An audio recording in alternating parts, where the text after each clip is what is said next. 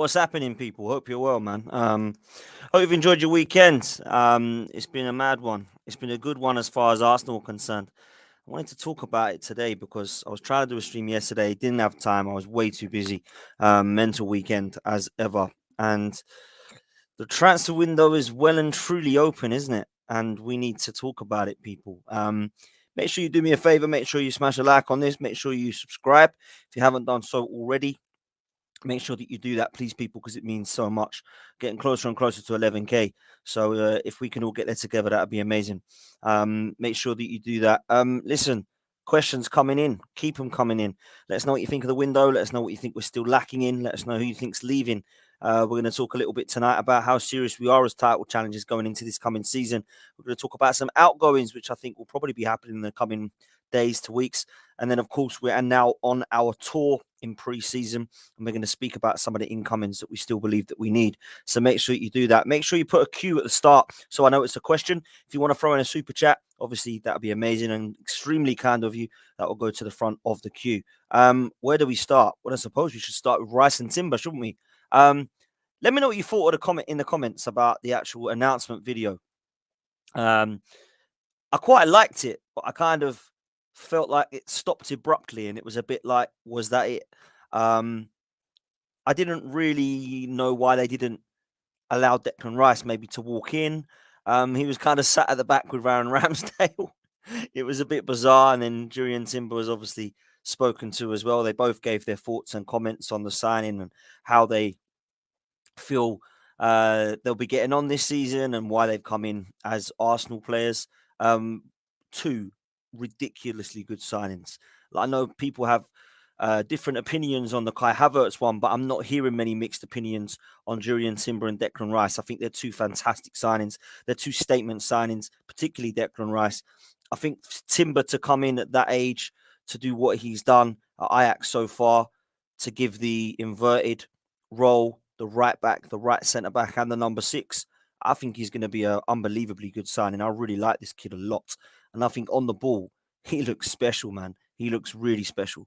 Another versatile player. Let's be real, at the back, we've got some very versatile players. We saw in pre-season Kivior playing at left back. We saw him in the left inverted role last season. He can play left centre back to cover for Gabriel. We've spoken of Zinchenko and Tierney. Tomiyasu can also play left back as well. We've got Gabriel, we've got Kivior, we've got Saliba, and now we've got Ben White and Julian Timber that can all play there as well. And then you look at the right back situation, and we've literally got a scenario. We've got about 3 options now: Tomiyasu, Ben White, and Julian Timber. We need that in every position, guys. We need that in every single position, from goalkeeper to striker and all in between. We need to have a position on the field where we go, do you know what? We've got 2 or 3 options here now.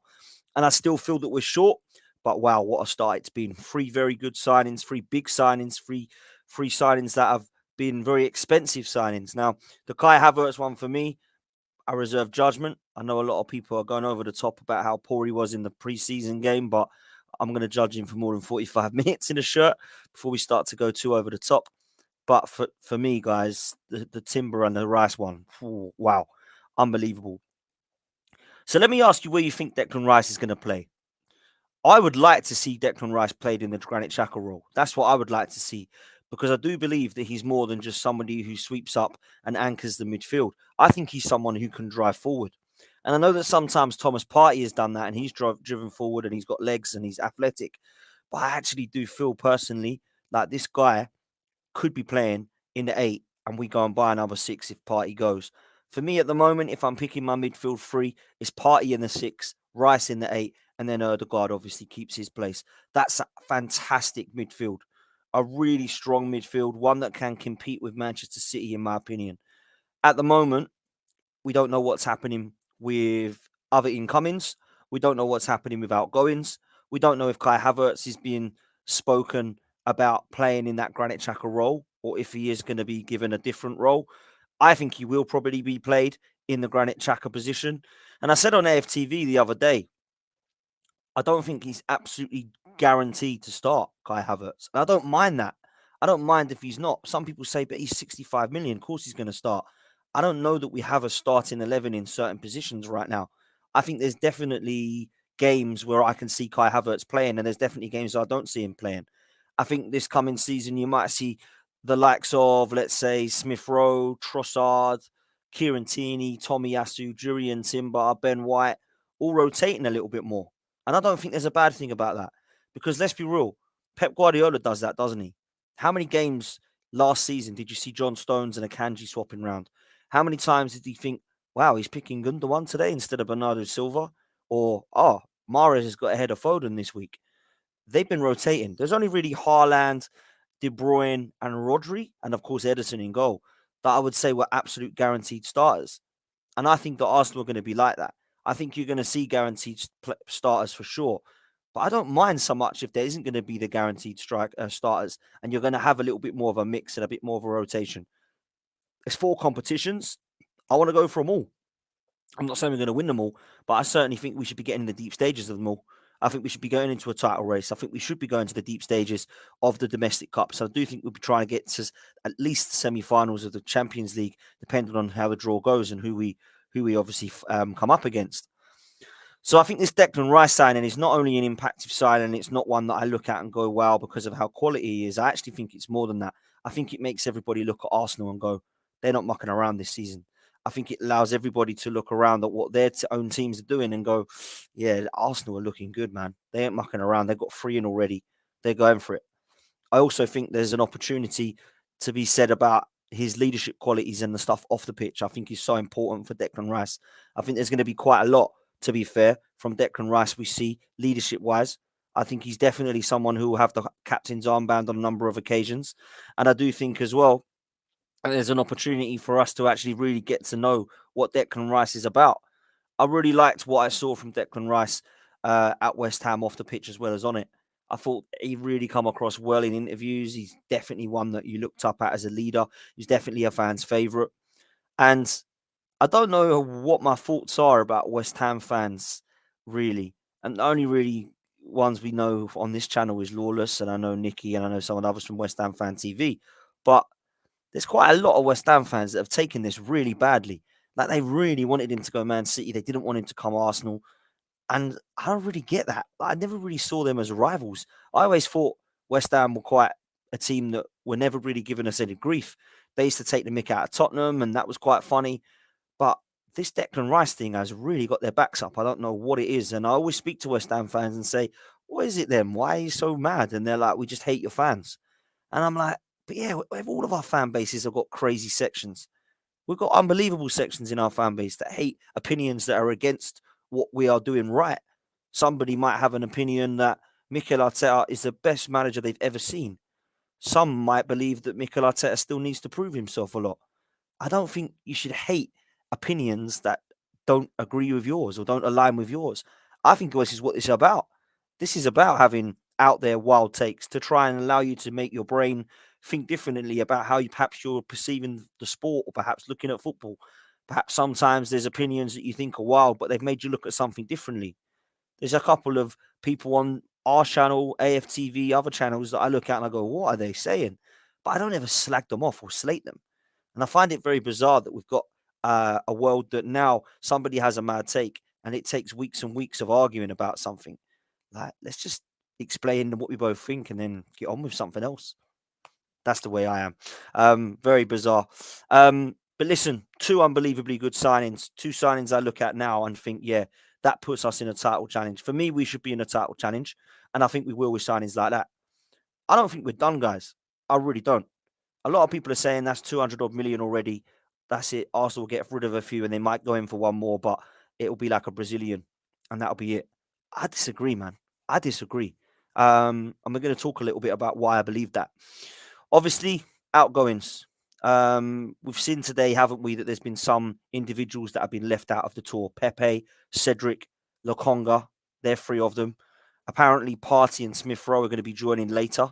I don't know why that is. I don't know if someone can let me know in the comments, but I'm hearing that those 2 individuals are going to be joining at a later date. Has it got anything to do with Smith Rowe playing in the World Cup? I don't know. I don't know for the unders. Not in the World Cup, you know what I mean? The under 21s. So I'm going to look at what we're doing in this tour now and really go for it and see what we're going to be seeing with the likes of Timber Rice and, of course, Kai Havertz. Where is Kai Havertz going to play? Is Declan Rice going to be playing alongside the Thomas Parties of this world, or is he going to be playing instead of? What's going to be happening with Trossard and Eddie Nketiah and Balogun? What's going on there? Outgoings, yeah, I'm expecting to see him. I don't think we're going to get a load of money, if I'm honest. I don't. I think we're going to get quite a lot of money for a couple of individuals if they were to leave. But I don't think we're going to get millions and millions for some of these guys. It looks to me as if we start at the front. Pepe is probably going to have some form of mutual termination with his contract. And it's a strange one, isn't it? £72 million paid in installments. Some of those apparently we haven't had to pay because he never hit the heights that we expected him to. So it's never going to go up to 72 million. But actually, we just got to take an L on this one. This was a different regime that signed him. I always felt he took a lot of harsh criticism. I think maybe the price tag allowed for that. He did create. His numbers and his stats actually ain't that bad at Arsenal when you look at it season on season. But he's not a Mikel Arteta player. And he is one that I expect to go. At 28, 29 years old, I think he's going to be coming up to now. He's going to have to go and find his feet somewhere else. Maybe he has to go back to France. Maybe he try a different league. Maybe he fancies Saudi. I don't know. But we're going to have to try to look at finding him a new club. I think if you're staying in the striker situation, you need to look at what you're going to be doing and work out what you're doing with Balogun and Eddie. Balogun and Eddie, for me at the moment, I'm not so sure I see both of them staying at Arsenal. I think one at least is going to leave. The only reason I see both going is if we bring a striker in, and I'm not so sure that we're going to. I think we'll see a forward player, but I think we're probably going to see a right winger coming in, if anybody at all. I don't see another centre forward. I think Jesus, Eddie Nketiah and Trossard will probably be the three, and Balogun, I reckon, will be sold. But they're talking about 40 million for Balogun. That's really good money. I can't even lie to you. The other position where everyone's talking about, of course, is Thomas Partey. There's a lot of rumours suggest that he's agreed personal terms with a Saudi Arabian club. Now, I think we're looking around the same fee from Balogun. I think we're looking around £40 million each. Let's say we sell both of them. That's enough money for Caicedo. I really don't see why Chelsea have not bought this guy yet.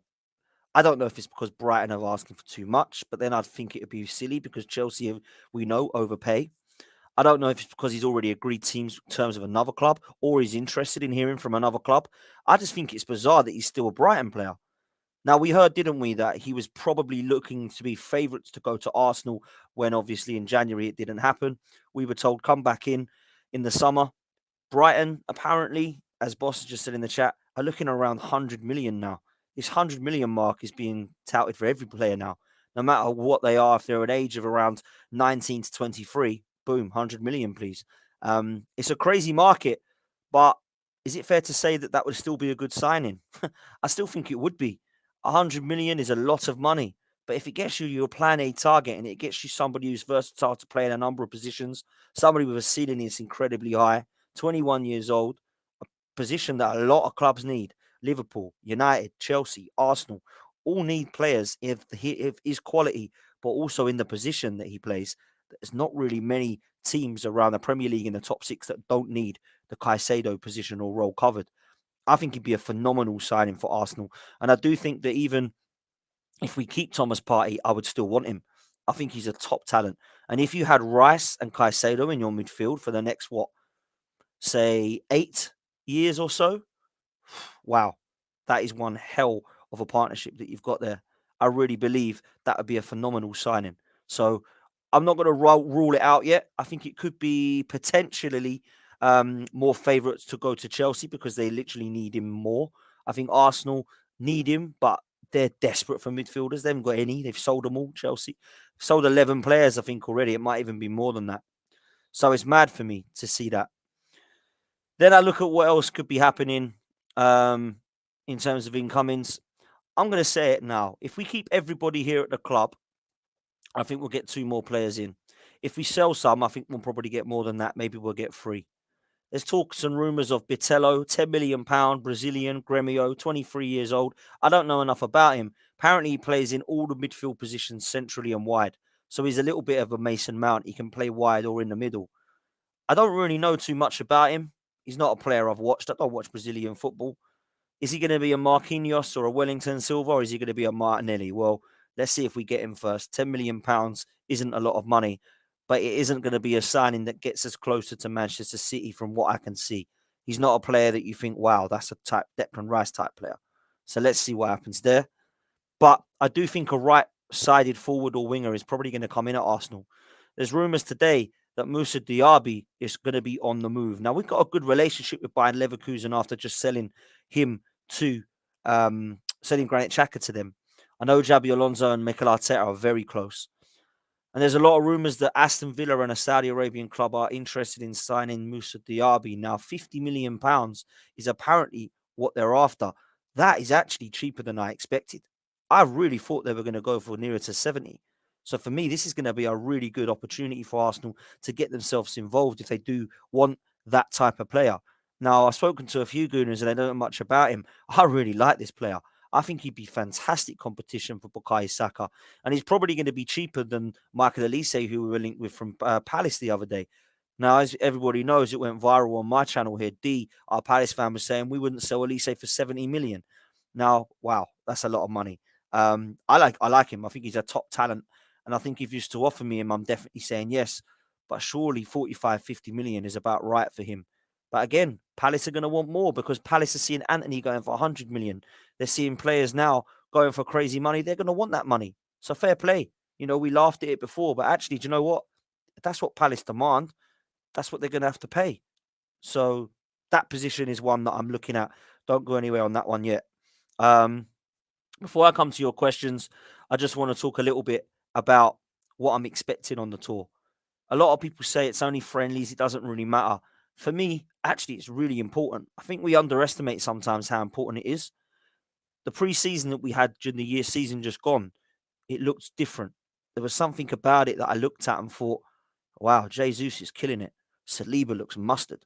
I'm really impressed with what Saka and the youngsters are doing right now.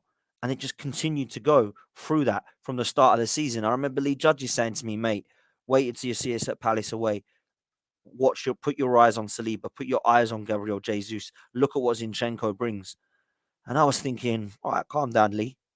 Boy, was he right. He's like, look, man, I've been in Orlando. I've watched it. Trust me, it looks good. So that for me is why it's so important that we have a really good opportunity against those teams over in the US to prove themselves. What's Timber going to be like? Rice is going to want to hit the ground running.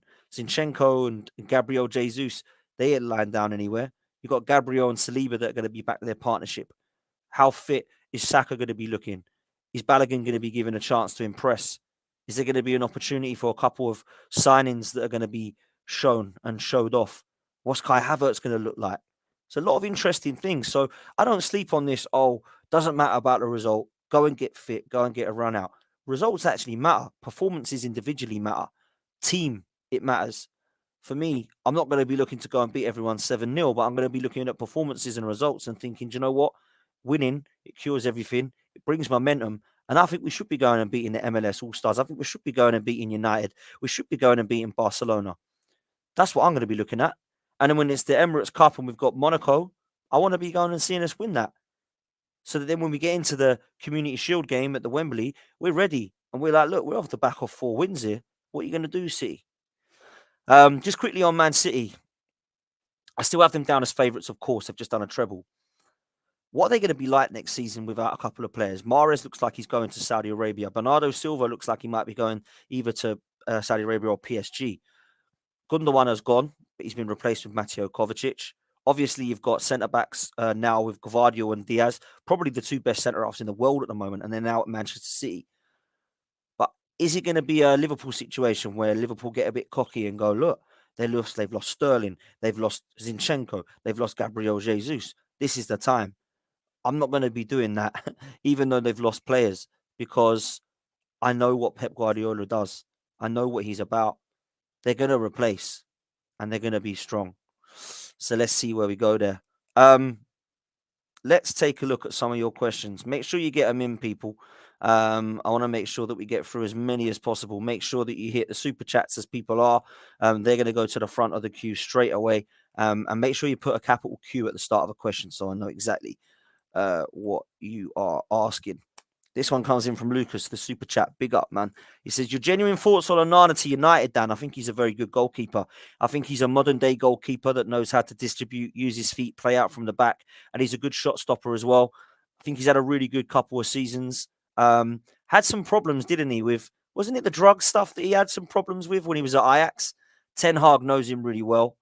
I do think that'll be a good signing. And it's one that's an upgrade on De Gea just for the pure fact that he's a nowadays goalkeeper, modern day, someone I think that would have a very good season with Manchester United. So I actually think it's a really good signing for around 40 million, which is actually quite cheap for nowadays goalkeepers. So I actually do think that's a really good one for Manchester United to get over the line. I can't even lie to you. Where's the next super chat? This one's going to come in from Lil Tims. Lil Tim says, Big up, Dan. I still think we need a striker and a centre midfielder. I make you right, Lil Tims. I'll make you bang on. I honestly feel that would be two positions I look at right now and say, okay, Caicedo and Ivan Toney, go and get them. Yes, Tony can't play till January, but I feel we'll be okay until January if we can actually get this guy in. That would be a fantastic signing. Imagine if Arsenal were doing what we did last season, yeah, and when it stopped around the World Cup, this time it stops around the New Year and Ivan Toney comes in the door. Imagine that. I think that would be class. If not him, then Vlahovic for me. I really like him. I still think he's got something, so I think he'd be decent. Chaitanya, my guy, what you saying, bro? Thank you so much for the super chat. It says, Dan, do you think Partey and Rice start together? That's a dream midfield, to be honest. Havertz is some sort of false nine or second striker. We cannot let Partey leave. I don't want Thomas Partey leaving. I don't know the rumours and how true it is that he's off to Saudi Arabia. I think if he is going, we've got to get a try, get the fee that we paid for him for 45 to 50 million. But for me, mate, I think Partey, Rice, and Erdegaard is an unbelievably good midfield. I think that is class. And if it's not going to be Partey, we need to go get Caicedo because he's the one that I would look at and go, okay, cool, we're on the same level now. We're not dropped off massively. Because Thomas Partey, I think it was underappreciated how bloody good he was. You know, Havertz, I don't know. I think he sees him as the left eight. Um, I don't know that he's a winger or a false nine or a striker, if I'm honest. Maybe he'll get a chance to prove himself there, opportunities, but I just don't think that's the way forward for me. But what do I know? I'm not Mikel Arteta, so we have to see where he sees it. Let's take a look at a couple more of your questions because there's a few that have come in. I'm trying to star. There we go. I've got them. Okay, so we've done the super chats. Make sure you put them in if you want to get to the front of the queue. We're going to go through these one by one now. Fred, big up. Where do you think Smith Rowe will play? There's a lot of rumours that Smith Rowe is being trained as the left eight Granit Xhaka role. I feel that he can play anywhere across the midfield as long as it's attacking wise. If it's a left attacking eight, if it's a number 10, if it's an Erdegaard position, if it's a wide left or wide right, I'm a big fan of what Smith Rowe can deliver. And a lot of people are saying, well, where does he fit in? I think he might go. I don't want Smith Rowe to go. Smith Rowe is one of us, man. Smith Rowe had a bad season with injuries, but not a bad season performance wise. He just couldn't get on the pitch because he was injured. Let's not forget that the season before the one just gone, he got 12. I think he got 12 goals and 7 assists or something. So for me, he stays, man.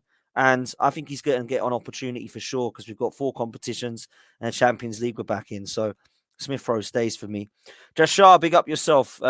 Member as well of the channel. If you do want to be a member, you can do that. If you go like, subscribe, and then join, you can be a member and support the channel. Jashar says, big up, Dan. For the same money, would you have preferred us to get Caicedo and not have bought Havertz and Timber? I think for 65 million on Havertz, I think if you put 20 million pound extra towards that, you get Caicedo. And I would rather have Caicedo than Havertz. But I did say at the start that we needed 3 midfielders and all 3 of the positions to be bought. So 1 holding midfielder, 1 central midfielder, and 1 attacking midfielder. And we've got the Rice and Havertz. We need 1 more. If Partey's going to go, we might need 2 more in the middle there. It's a lot of money, but I'm not an Arsenal accountant, man. I don't care.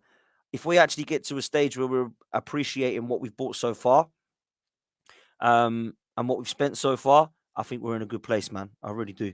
Let's look at this one from Pier 147. Do you think Havertz is a waste of money? Just like Vieira was, 100 million down the pan. We don't know that yet, bro. We'll reserve judgment. We've got to pray and hope that Mikel Arteta can make this work because it has to. Fabio Vieira, I don't think is going to make it in an Arsenal shirt. I've said that before and I stand by it. I really don't feel like he's the guy that we need. And people will say, oh, he's only had 1 season. Yeah, but how many good performances did he have in an Arsenal shirt? Can you actually think of many? A lot of people said Brentford. Yeah, I think Brentford was a good game for Fabio Vieira and a good goal. But how many more were there really? I'm not so sure that there was that many. Aaron, big up yourself. Says evening, Dan. Arteta's covered themselves in glory. Sorry, Artedu. Okay, that's a new one. Arteta and Edu have covered themselves in some glory this early in the window. We'll be talking the same in a month's time with regards to sales. I think we have to, man. I think we have to sell well as well this summer. I think we've got quite a lot of dead wood, haven't we, that have got to be removed from the club. And I do believe that will happen. I don't know that we're going to get an amazing amount for some of them. I'm looking at Rob Holding and people are saying we get 10 million. I don't see anyone paying 10 million for him. Pepe, 20 million. I don't see that happening. But I do see sales, if it was to happen, good money for Party, good money for Balogun if they're both going to be sold. A lot of people want them both to stay, and I wouldn't be against having them both stay. But I think the Lokongas and the Tavares and the Cedrics and the Runnersons, they're going to get us a few mil. They're not going to get us 20 or 30 mil each. They're just not that type of player, in my opinion. So outgoings is key. But, Aaron, we've got to get incomings as well, man, because we still ain't done. Three isn't enough. We need another three, in my opinion. Niall or Neil, I don't know if I'm saying Niall or Neil. Sorry, Neil or Niall. I'm really apologize. I know some people say Niall. Some people say Neil with an E. I've got friends called Neil in the way that it's spelt. So I don't know if it's Niall or Neil. Maybe you can let me know in the chat. Big up yourself, bro. Says Rice seems to have similar qualities as Tierney in terms of personality and as leadership experience. Do you see him as potential captain in the future, or would Odegaard keep him out?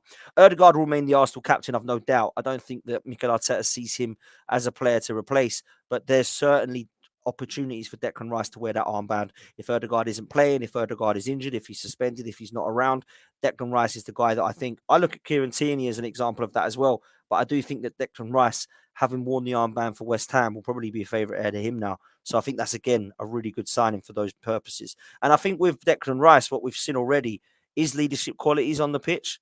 I've seen it with a few. I've seen it with a few of the games that he's played for West Ham now. So I'm looking forward to that one, man. I really am. Your Arsenal in black and white has says, Dan, we're not a little concerned. You're not a little concerned by Arteta saying he didn't know Havertz's best position after spending £65 million on him. I'll tell you why I wasn't, because I actually listened to it and I don't think it was said like that. I don't think he wants to state where he's playing him. I think he wants to keep that card close to his chest. I don't think he's going to come out and say Havertz is a number 10 or Havertz is a wide right player or Havertz is an attacking 8. I think he's going to allow for there to be a couple of people speculating on his best position. And I don't know that Arteta is not aware of that yet. I think he has a plan for him, but we just got to see it work and come to fruition. And hopefully it does that in pre-season. Sakanelia says, do you think we are getting rid of Partey because of the off-field issues, because issues lingering, and not because of footballing reasons? If he leaves our midfield has a bigger hole than has a bigger hole. I don't know what that last bit is. Listen, yes. If Thomas Partey is leaving Arsenal, I'll be surprised if it's because he's not good enough. There's something going on, in my opinion. The off-the-field stuff won't seem to go away, and I don't want to get into the politics of that. But it's quite simple. If Thomas Partey leaves, we need two centre midfielders because Rice and Jorginho are not quite strong enough in terms of the backup, in my opinion. I like what Jorginho's done, but I don't think he's going to win us a title. That's just my honest opinion. But I do quite like him as a player. El Neni, that can't be the backup, is what I'm getting at. So Rice and Havertz is weaker than Xhaka and Partey, in my opinion, because Havertz ain't seen play there ever. So that can't be stronger. So yeah, Partey is got to be replaced, man, big time if it happens. Let's go to Gooners85. All right, Dan, what do you think about Havertz getting paid more than Saka, Odegaard, and Saliba? I don't know how true this is, but I've been hearing that it was around 275 that the rumor was, but now it's gone up to 330. Someone was saying that's a crazy amount of money. That's all I'm saying. Crazy amount of money, because anyone now that comes in that door is going to want 330 because Kai Havertz is on it. If that's true, that's going to be really, really difficult, man. It really is. Because 330k a week for a player that I'm still not even sure about, that's absolutely mad. It really is. So I don't know that I can really see the truth in that. But if it is the truth and he is on 330, that is just mad. Absolutely mad. Caps has said any insight on why Party ain't travelling with the squad again? No, not sure. Smith Rowe and Party apparently joining late. There's no understanding for me on what that is, but perhaps I've missed something because I've been busy this weekend. So let us know if you do know in the chat. Worried about Zinchenko as a defender? I am. Always have been. Not worried about Zinchenko as a footballer. I think he's very comfortable on the ball, and I like the way that he plays that role when we're in possession. But out of possession, he's pretty shambolic at defending at times, if I'm honest with you. And I think he was caught out quite a lot. And if we are actually going to have Zinchenko and Shaka playing, Zinchenko and Havertz playing down that left hand side, I feel for Gabriel, man. I really feel for Gabriel. He's going to need a good season. So let's see where it goes with that. Chris says, do you think Balogun gets a run of games? Excellent stream as always, bro. Thank you very much, Chris. Top man. Yeah, I think he's going to get a run of games, but is it going to be a run of games so that he can try and improve Arsenal, or are we putting him in the shop window? That's what I don't know yet. I'm really not sure about where Arteta sees the future of Balogun. Is it away from Arsenal? Is it on loan? Or is it actually just let's sell him and get rid of him and get some money in? I don't know, man. There's part of me that wants to see him at Arsenal, if I'm honest. There really is. So that one's going to be difficult for me. But listen, if we do sell him, we've got to be getting at least 45 million, 50 million, the way that the market's going at the moment. Simon Foss says, if we can't get Diaby, who do you think, Dan? Elise, Pedro Neto. I know he's always injured, but I like Pedro Neto a lot. I think he's a quality player.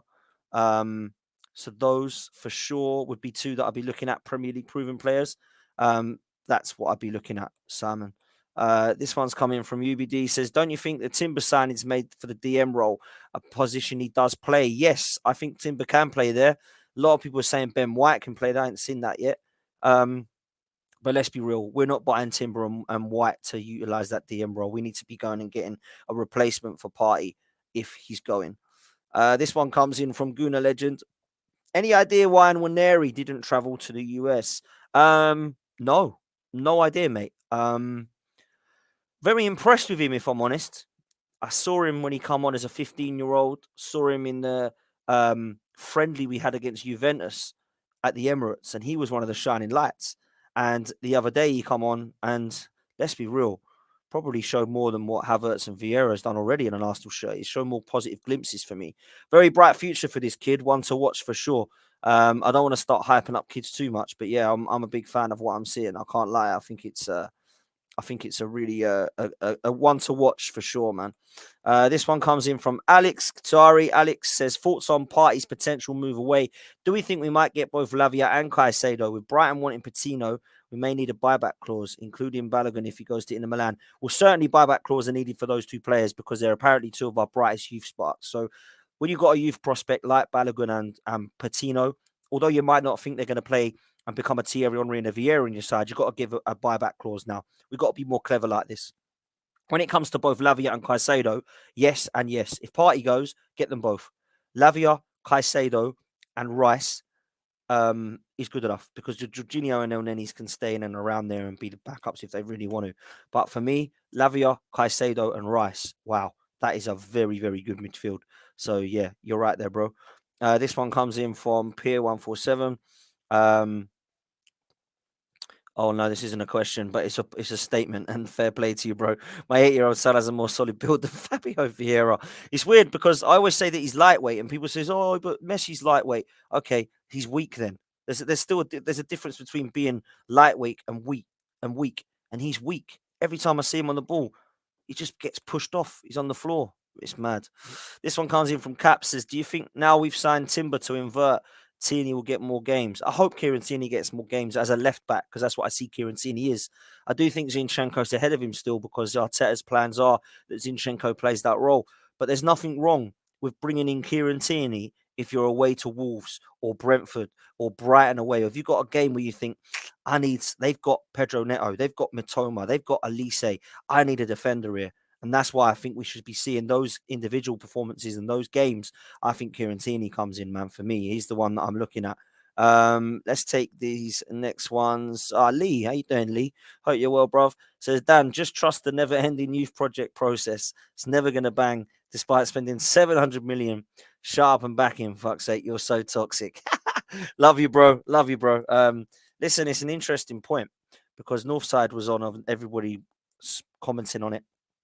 and he had a real strong opinion about Mikel Arteta's future and said that if he doesn't win a Premier League or a Champions League, you all heard it on here, then he would sack him and he'd bring somebody else in. And everybody lost their heads. I couldn't believe it.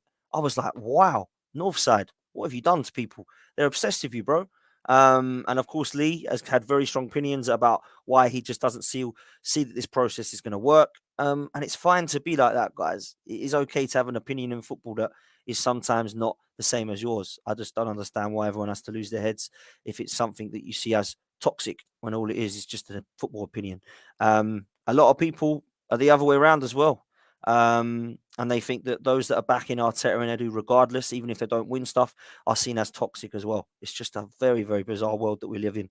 And we do have a bizarre section of the fan base, unfortunately. Willow says, "Hi, Dan. Why do you think Ethan and Muneri was left out again? I don't know this. And it's a strange one because actually he played all right. But maybe there's just other positions that he's looking at now. And Ethan Muneri might even get a loan move now that he's signed a contract with us. Maybe it's a good idea to get him out playing football regularly. Maybe it's time to turn him into a man. Maybe it's time to go and try and get him into one of the first teams, either in the Championship or the Premier League. Would Luton be interested? Would a team like, I don't know, Ipswich Town has just come up to the Championship? Would that be a good one for him? This is what I think he needs now, first team football. And the Championship, don't laugh it off because Emil Smith-Rowe went to Huddersfield. Jack Wilshere went to Bolton. Who else has gone down to the Championship? Always Bolton in the Premier League, actually, weren't they? Yeah, so scrap that. But there has been a few that have gone down to the Championship that have done well. So I've never been against that, to be fair. The Championship is a tough league. Very, very tough league. Going to take your last few of your questions. Got about 3 or 4 to go. And then we're going to wrap up, guys. Okay, this one is, why don't we go for Ivan Toney? I've said it earlier, man. Honestly, bro, I think we should. Throw them Eddie and Nketiah and 30 million. See what they say. They can have Eddie now. They can have the 30 million now to go and replace him with a striker if you want as well. And we take Ivan Toney in January. I'll be more than happy with that. I think he's guaranteed to get us 15 goals, in my opinion. I do believe that he could get us up to that in this Arsenal setup. I think he's that good. All-round striker, all-round centre forward. Honestly, man. Absolutely superb. So that's the one I would go for. Last couple of questions from Rory. Which player in the squad who isn't being spoken about as a huge contributor will impact the season the most? This is a great, great question. Really good question. I'll tell you who I'm going to go for because a lot of people said to me, who's going to be the one that surprises this season? The reason I've gone for Gabriel Jesus is because of how injured he was this season. I still think he needs to stop people talking about how wasteful he is because he is wasteful at times. That's for him to stop. That's for him to change. He needs to bang. And I'm talking 20 goals this season. And I don't think Saka and Martinelli or Erdegaard can do much more with their 15 goals that they got. I think Rice, we all know what we're getting. I think we know in midfield that if we get the right players in, that we're all good. I do think that Saliba and Gabriel have got a great partnership, Zinchenko and, of course, Ben White, Ramsdale. I'm going to go Jesus is the only option I'm going to say because I do think that he is a huge contributor when it comes to the performances and the form that was raised from Martinelli and Saka when he was fit. When he come out of the side, I actually felt like Mikel Arteta treated Trossard extremely harsh. I think it was very, very harsh, actually. He was harshly treated by getting player of the month and then not playing again for the most of the season. In March, he was killing it, absolutely killing it as a false nine, and then never saw him again. It's bizarre, really bizarre. So I'm going to go Gabriel Jesus, but there's no obvious one to be fair because everyone's had a good performance last season. So let's see what happens there. Dirk McGurf says Arsenal fans don't care about winning trophies. It's all about bromance. When did this fan base become? Oh wow, okay. I'm not going to start going into that one, but listen, it is about winning trophies for sure. 100% it is, and I've always been about that. I've always been about that. For me, it's always been about trophies. So if you don't win trophies, this manager is under huge pressure. I'm sorry. We have to say it as it is, guys. I know that people don't want to hear this. This manager might kill it this season. We might win the league. We might win the Champions League. We might win both. We might win a quadruple or a treble. Who knows? No one has a clue what we're going to do. But if this doesn't happen and we don't win trophies and we go trophyless again, there's nothing wrong with saying that 4 years, 5 years down the line, that this guy might be under some pressure, right? I don't think they'll sack him because I don't think this board and ownership want to sack him. I think we'd have to come sixth and go trophyless for him to even have a question mark of being sacked. That's just my opinion. I don't think the fan base, who by the way is the one that matters the most, will want him sacked even if he comes sixth and doesn't win anything, because there's so much love for this manager and defense for this manager. It's bizarre. But for me, if he ain't winning a trophy, I'm sorry, man. He's 100% under pressure. Jake, Dan, thoughts on Xavi Simons to PSG? A player that I actually like. I didn't think he was gonna have it was gonna happen, if I'm honest. Um, I never thought he was going to come Arsenal. If I'm honest with you, as soon as PSG were interested, and that's why I believe Moussa Diaby may even go back there still, because they want to clear out the whole of their team, don't they? It's mad at PSG. Like, they've lost Messi. Looks like Mbappe wants to go Real Madrid. Neymar, what's happening with him? So it'll be surprising. They're not going to go and replace them players with that quality. They're just not around. So it's going to be interesting, man. That's my thoughts on that. Guys, we're going to leave it there. There's over 500 of you still watching live. That's mad. Make sure you do me a favor. Hit the like button, please. Subscribe, please. We're on our way to 11K. We're almost there. Make sure we can get there together, please, people. That would be amazing. I'm going to be back tomorrow evening to talk all things football. I'm going to get some of the guys on to talk about the transfers. So make sure that you follow that and keep up with us. We'll see you next time. Take it easy and up the Arsenal. Latest, people.